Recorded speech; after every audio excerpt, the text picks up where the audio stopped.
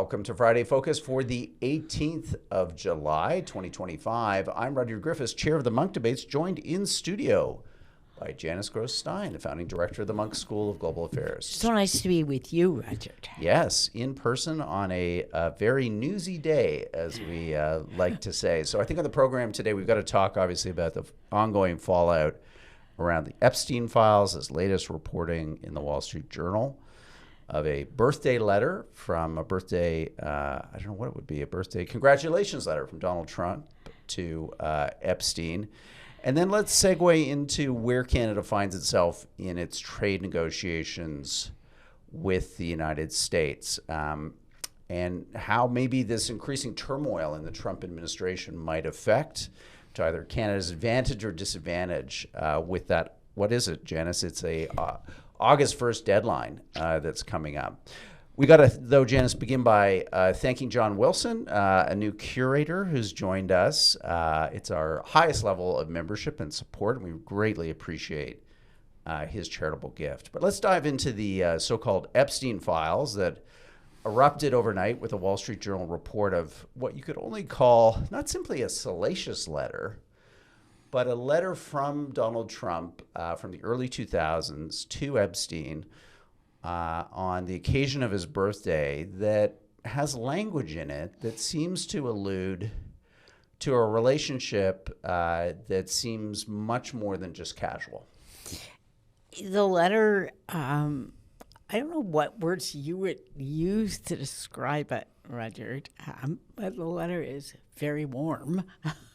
It's not perfunctory. It's not something that you would write if it was just a casual note that went to people and you were writing thank you notes as part of your to-dos that day. So there's certainly more there than a perfunctory relationship. What that more is frankly speculation. We don't know. But we do know, seemingly from this letter, that Donald Trump is, one, acknowledging what seems like a close friendship in terms of the language. The letter itself is written within what looks like a sketched or hand-drawn outline of a woman's body that Trump has marked up. Again, if this is all to be verified, the Wall Street Journal is not in possession, it seems, of the original letter. This is a family show, so I'll be careful in my descriptions here, but there is anatomy of this woman in this drawing, if it is indeed by Donald Trump, that, is, what's the word, body? I don't know. It's certainly alluding to sexuality and sex. There's just no other way to put it in terms of what was drawn around this text. And then we get into the text, and there's words like, we're enigmas, and secret. The word secret is kind of used in the sign-off. It's hard not to read the text and infer, or not infer, that Donald Trump was involved with Epstein in the darker parts of the Epstein world, which, if you remember, Janice, was the sex trafficking of young women to influential men.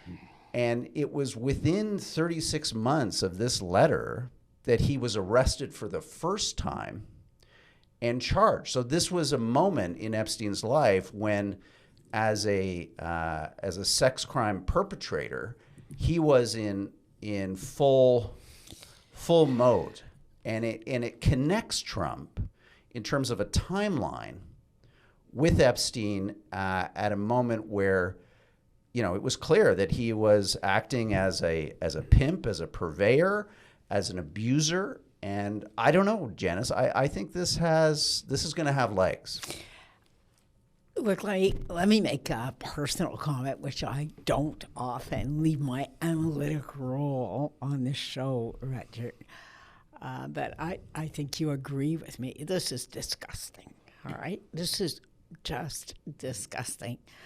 This is a known trafficker in young women. That's what Epstein was about in many of the relationships that have come to light. Donald Trump has made sexually explicit comments about women's bodies before. So it is not a stretch to imagine. And again, we haven't seen the letter, and no reputable news source has yet to verify the letter, as you just said. Well, this is the Wall Street Journal. Yeah, so but it is the Wall Street Journal that and checks. And Donald Trump is saying that in one of his bleats that he lobbied Rupert Murdoch not to publish the letter, but Rupert couldn't control his editor there. Just a kind of a horrible diorama of one man's perception that independent journalism is not a public good in America in 2025. But before independent journalism, let's just stop for a moment and call out what is a disgusting practice, where you take women who are young and exploit them sexually. Is beneath contempt. There's no words that I can really find, Rudyard. So I want to make that point. Then add to this, as you rightly said, he tried to have that letter stopped. He has actually, in the last 10 days, made an increasing effort to shut this subject down as far as he can now. It's not like Donald Trump to put in all that effort to move on and away from a subject if he's not worried that there's some vulnerability, personal vulnerability. So I find the WSJ article on balance credible. I think it'll be important to produce that letter sometime. Somebody has it, Rudyard. That we know, somebody has it. It'll be important to produce it. The bigger implications here are for his own movement. This is roiling his base in ways that I think as we've watched Donald Trump over there really almost for a decade now, we've often asked the question, what could he do that would antagonize his base? And it seemed almost nothing. He's the Teflon man, to a degree that we've never seen before.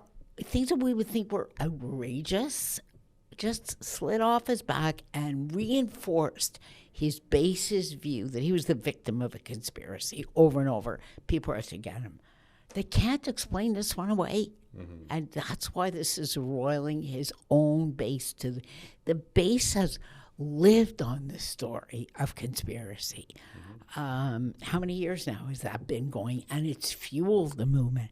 And then to find out that their leader had this kind of relationship and could have shared, let me put it this way, some of the predilections of Epstein.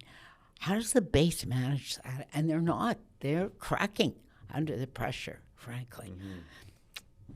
Yeah, news reports have brought up that, in the 1990s, not, within the decade prior to this letter, Donald Trump in his 40s was dating a 19-year-old tennis star. So there is, again, backstory here in Trump's history of his own predilections. Yeah. There's that horrible comment that came out in the final days of his first presidential election where he admitted on tape to grabbing women by the genitals. There are various rape allegations that have been made against him by various women, including one that was proven, at least in civil court in the United States. So I don't know, Janice, you put this all together and you can see why I think over the last week to 10 days he has been increasingly desperate to try to bury this story.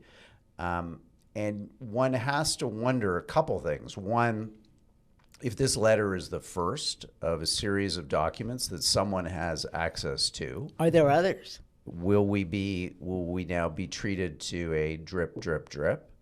Just to speculate, could that someone be Elon Musk? He's been commenting a lot publicly, openly on Twitter, saying Donald Trump is in the Epstein. Yeah, and how Epstein would files. He have gotten? I mean, well, he had very high access in the government. He's the world's richest man. Many things, are possible to a person in that position, or maybe someone internally who's who's leaking, or it may be, co-conspirators of Epstein themselves, who his accomplice in this, his female kind of accomplice and companion, is serving a long-term prison sentence. She was, in a sense, denied the opportunity just recently, in the context of her trial, to kind of fully release and declare the information that she had. A lot of that was held under court secrecy. And again, I understand some of this, because you don't want false accusations to diminish and obliterate the reputations of people who may not be involved. So this is a very messy, incomplete situation. But the political problem remains for Donald Trump. His movement is split on this. His rhetoric that this is now a Democrat hoax is completely incredible with his own base. Except the most deluded MAGA followers. Everyone knows that that's actually the kind of weakest of excuses to come up with. That this is Russiagate all over again. That the Democrats, according to Donald Trump, the Biden administration planted false material into the Epstein Files to then, this doesn't have credibility. No, but let's stop over that for a minute, because I think that story tells us why this is different from anything that has happened before. Donald Trump had to do to deflect criticism in the past. Well, Obama was an evil man. Joe Biden did exactly the same thing. Look at Bill Clinton, and the base swallowed it. Hook, line, and sinker, moved right on. It's the first time, Rudyard, in a decade of Donald Trump being in public life, never mind his career on The Apprentice before, that the base has said, no, we don't believe this. Your explanation doesn't wash with us. Mm-hmm. It is a singular, the story is so awful, but that's not the bigger picture of it. It is that there is, for the first time, a meaningful crack where the base is saying, and we know this from surveys that have come, we don't believe you. This must be torturous for the Republican Party, which Donald Trump now controls. And you even have, Speaker Mike Johnson, who is, at best, most times a kind of lapdog to the president in his agenda, in a sense, saying that he thinks that, Congress should have hearings on this. And what do you do, by the way, Roger, with the evangelical Christians that are, some of whom, not all, but some of whom, strong Donald Trump supporters? How do you explain this? Yeah. It's really impossible. So I think we're going to have to continue to watch this space. My bet, Janice, is that this was probably the first of a series of leaks that will start now. And someone, somewhere, has information and is selectively leaking parts of it that are the most damaging to Trump. So we don't know if they've led with their strongest punch first, or whether this is a kind of taste for more to come. But I don't know. My sense is that these types of things they're not one-offs. End with this. This is now it is interesting to know that this was in a birthday book that Epstein's accomplice, Ghislaine Maxwell, compiled for him. She is indicated that she is willing and ready to testify to Congress. Oh, wow. One has to wonder, is this something that was in her possession, maybe a digital record or something that was released and based on her credibility with the Wall Street Journal, possibly to show a kind of chain of custody and an antecedent. Is she now, in a sense, the president's biggest threat? Is she the one who turns state's witness, right? But let me share the wildest speculation. Let's preface this by saying this is the wildest speculation, because I read the international reporting on this, and I'm always looking for the international dimension. So the wildest speculation is this came from Russia. Why is it coming now? Because Donald Trump has turned on Russia. Right. This came from Russia. And this, of course, explains what everybody's been looking for. Nobody has been able to find what Russia had on Donald Trump. Let me say again, right, this comes from the global Twitter sphere. So but it is the speculation is now rampant because you were making, I think, the bigger point, which is correct. These are rarely one-offs. Yeah. Somebody somewhere has information that Donald Trump has known about for a long time, and that's why that story has some international credibility right now. Well, Janice, let's say goodbye to our complimentary listeners and viewers. We make the first half of the show available to them each week and encourage them to become a Munk Donor for as little as $25 a year. You get 50 episodes of Friday Focus at full length. 50 cents an episode. Well, come on. What do you get for 50 cents these days? Nothing. So head over to our website, www.munkdebates.com. We'll send you an email right away to listen to the back half of the show on your favorite audio app. So here's that bye-bye to our complimentary listeners and viewers.